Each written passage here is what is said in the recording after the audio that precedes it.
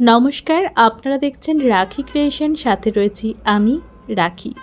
রাখি ক্রিয়েশনের আরও একটি নতুন রেসিপি ভিডিওতে আপনাদের স্বাগত।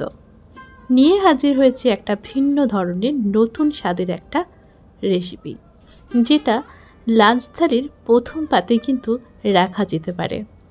অতিথি আপ্যায়নেও অতিথির থালাটিকে সুন্দরভাবে সাজানো যাবে এই পদটি দিয়ে, আর খেতেও বেশ মুখরোচক। চলুন তাহলে কিভাবে শুরু করা যায় দেখে নেওয়া যাক। প্রথমেই লাউ শাকের ডগাগুলোকে আমি বেছে ভালোভাবে আলাদা করে নিয়েছি। এখন লবণ আর জল দিয়ে ভালোভাবে এই শাকটাকে ডুবিয়ে রাখবো বেশ কিছুক্ষণ। এদিকে অনেকটা সময় আগেই আমি শাকটাকে ডুবিয়ে দিয়েছিলাম লবণ জলে, আর এবার ব্যাটার তৈরির পালা। তাই বেসন আর কর্নফ্লাওয়ার নিয়ে নিয়েছি। এইদিকে আদা, রসুন, কাঁচা লঙ্কা একসাথে বেটে নিয়েছিলাম, সেই পেস্টটাই দিয়ে দিলাম। পরিমাণ মতো লবণ, হলুদ, লঙ্কার গুঁড়ো আর সাথে একটু ম্যাগি মশলা। একটু একটু করে জল দিয়ে বারে বারে এটাকে ভালোভাবে একটা ব্যাটার তৈরি করতে হবে। ঠিক যেমনটা বেগুনির জন্য তৈরি করি তেমনটাই তৈরি করতে হবে এই ব্যাটারটাকে। যেই জলটা আমরা ব্যবহার করব সেই জলটা চেষ্টা করতে হবে ফ্রিজ থেকে বের করে সাথে সাথেই ব্যবহার করতে, তাহলে ব্যাটারটা বেশ সুন্দর হবে। আর যেই বড়া পকোড়া যাই বানান না কেন সেগুলো কিন্তু ভীষণ মুচমুচে হবে। এখন এই যে লাউয়ের ডগাগুলো আমি জলে ডুবিয়ে রেখেছিলাম সেটাকে জল ঝরিয়ে নিলাম।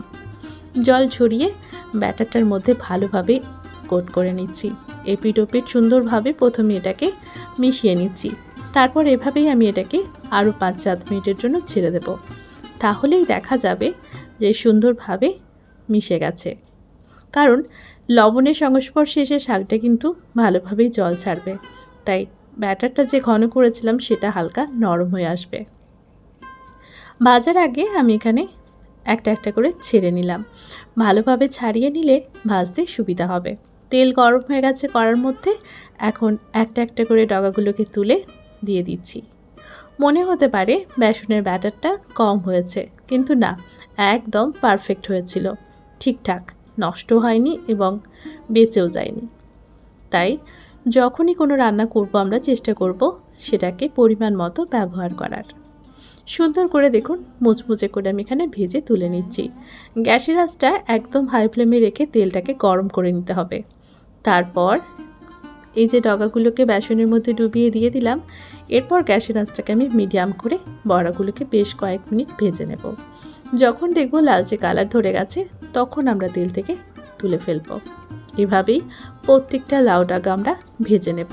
আর সুন্দর করে ভাজা হয়ে গেলে এটা পরিবেশনের জন্য একদম প্রস্তুত হয়ে যাবে। খেয়াল রাখবেন এপিট ওপিট দুই দিক ভালোভাবে ভাজতে হবে। তাই গ্যাসের আঁচ যদি আমরা মিডিয়ামে রাখি তাহলে কিন্তু এই যে লাউ ডগাটা সেটা কিন্তু সেদ্ধ হওয়ার সময় পাবে, আর বাইরেটাও মুচমুচে হবে। নামাবার সময় একটু হাই ফ্লেম করে ভেজে তারপর নামিয়ে নিতে হবে, তাহলেই মুচমুচের অংশটা অনেকটা সময় ধরে বজায় থাকবে। আমার এখানে সবগুলোই ভাজা কমপ্লিট। এখন অপেক্ষা করছি গরম ভাতের সাথে পরিবেশন করার জন্য। দুপুরবেলা খেয়ে সবাই কিন্তু এর প্রশংসাই করেছে। রেসিপিটা দেখে আপনাদের কি ইচ্ছে হলো বাড়িতে তৈরি করার? নিশ্চয়ই যেদিনই বাড়িতে লাউ ডগা বা লাউ শাক আসবে সেদিনই বানাবেন, কি তাই তো? কেমন হয়েছিল রেসিপিটা বাড়িতে বানিয়ে থাকলে অবশ্যই আমাদের সঙ্গে শেয়ার করে নেবেন আপনার অভিজ্ঞতা। এরপর অন্য একটা রেসিপি নিয়ে আবারও হাজির হব কাল বিকেল 3টের সময়। ততক্ষণ পর্যন্ত চ্যানেলটিকে সাবস্ক্রাইব করে আমাদের পাশে থাকতে একদম ভুলবেন না। ভিডিওটি শেষ পর্যন্ত দেখার জন্য অনেক অনেক ধন্যবাদ।